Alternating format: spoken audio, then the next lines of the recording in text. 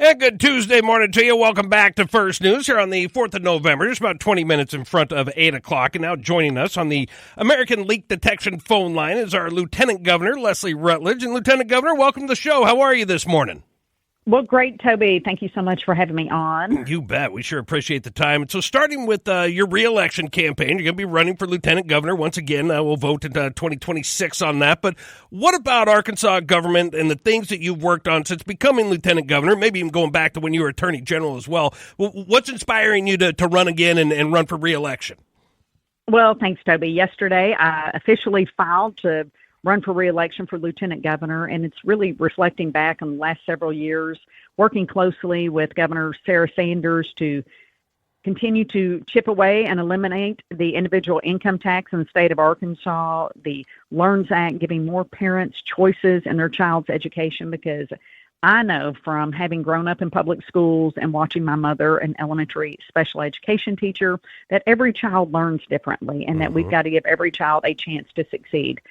Strengthening our economic opportunities in Arkansas through workforce development, but also encouraging businesses to be here. Those are a number of things that we've worked on, as well as criminal justice with Governor Sanders over the last couple of years. Prior to that, I was the Attorney General, where I fought against overreaching, out-of-control federal government regulations. I prided myself in waking up every day asking, at the time, how I was going to sue Barack Obama and then how I was going to sue Joe Biden. I worked very closely with President Trump's administration, but we want to keep doing good things in the state of Arkansas under Governor Sanders' leadership, working closely with her and the legislators to, again, give hardworking Arkansans the tax breaks that they need to have more money to spend, to live in safe neighborhoods, to protect Arkansans from dangerous criminals, as well as making sure that we attract more businesses and give businesses the opportunity to grow and succeed. Yeah, I mean, obviously this current administration doing a lot of good on a lot of those fronts that you were talking about, and I'm going to come back to some of those. But as far as the news going on currently, nothing bigger than the government shutdown. I know your administration, along with Governor Huckabee Sanders, has issued out $500,000 to food banks to help out so far. But if this continues, how bad could it get for Arkansans, especially those who are on SNAP benefits, and then, of course, those who have federal government jobs that aren't getting paychecks right now?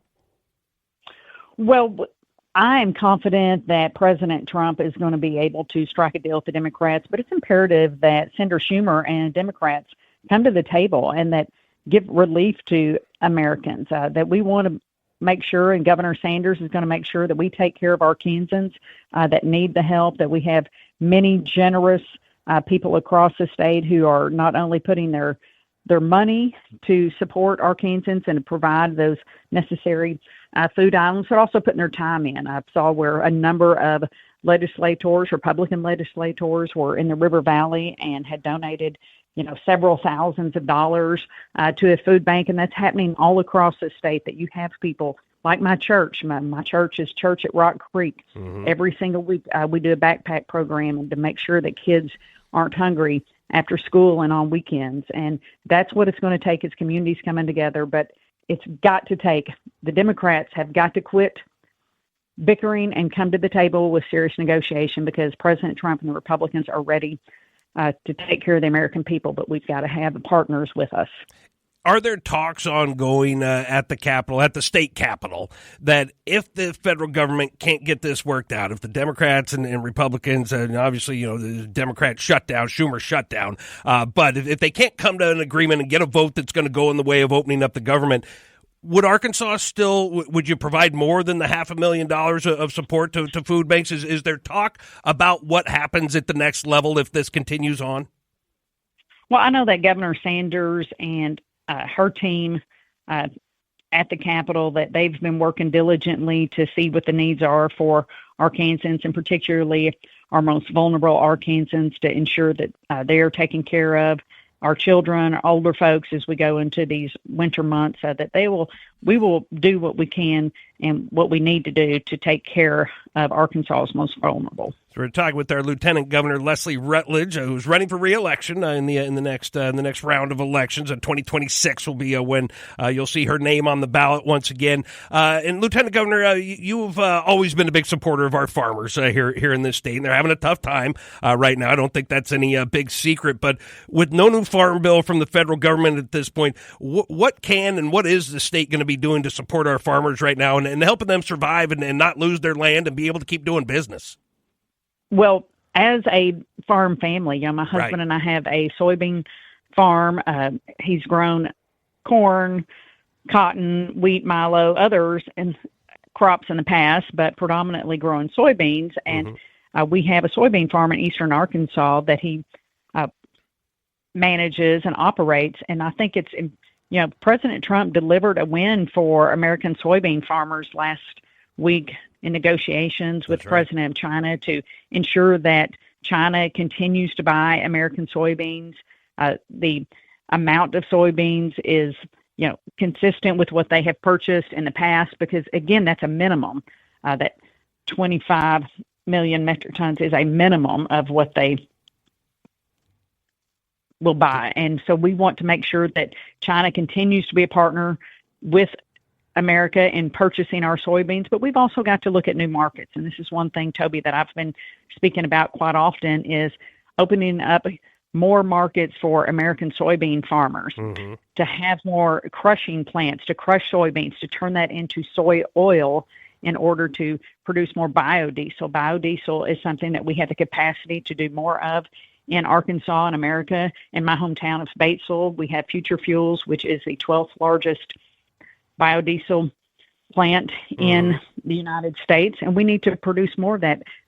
Producing more biodiesel makes us more energy independent. It's environmentally friendly, and it's cost effective because we will no longer be importing used cooking oil from China. We went under President Biden's administration from being an exporter of used cooking oil to being an importer of used cooking oil, 58% of which comes from China. And that's why we have to look at what we can do in Arkansas and America to not only protect the American soybean farmer, like my family and so many others across the country, to have that avenues for revenue, but we also will help make us more energy independent as well as be environmentally friendly. Yeah, no, I think those are all good things that can help help our farmers stay in business here in this state. Taking a look right now at the American Leak Detection text line here in the studio, and so I want to go back to something that you mentioned already about income tax reform. Of course,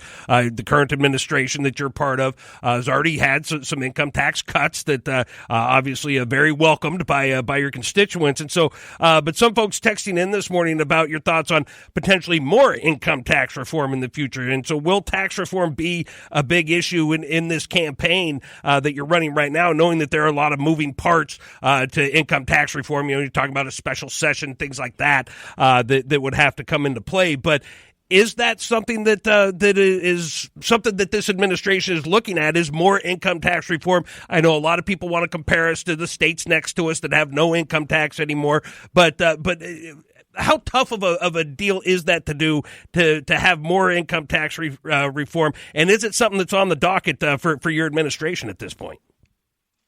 Well, we want to, and I know that Governor Sanders has stated, that her goal and my goal is to continue to work towards eliminating the individual income tax in the state of Arkansas, because we want to, again, give our hardworking Arkansans more of their own money to be able to spend to invest back into the economy. When you look at the contiguous states to Arkansas, the states that touch Arkansas, you've got Texas, Tennessee, Mississippi's on the way to eliminating its individual income tax.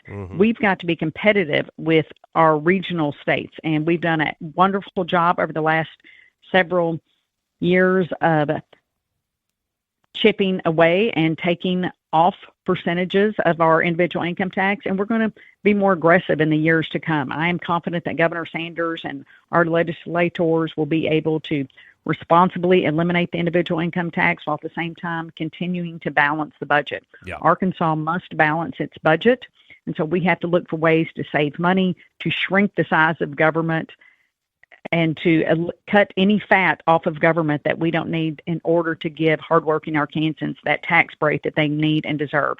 With inflation still what it is, with high prices that we're reeling from after 4 years of President Biden's administration, we've got, Arkansans need that extra money in their pockets so that way they can buy those groceries, so that way they can get what their kids need for school and extracurricular activities. They can pay their mortgages or light bill, their water bill, all of those things that we have to do to take care of our families.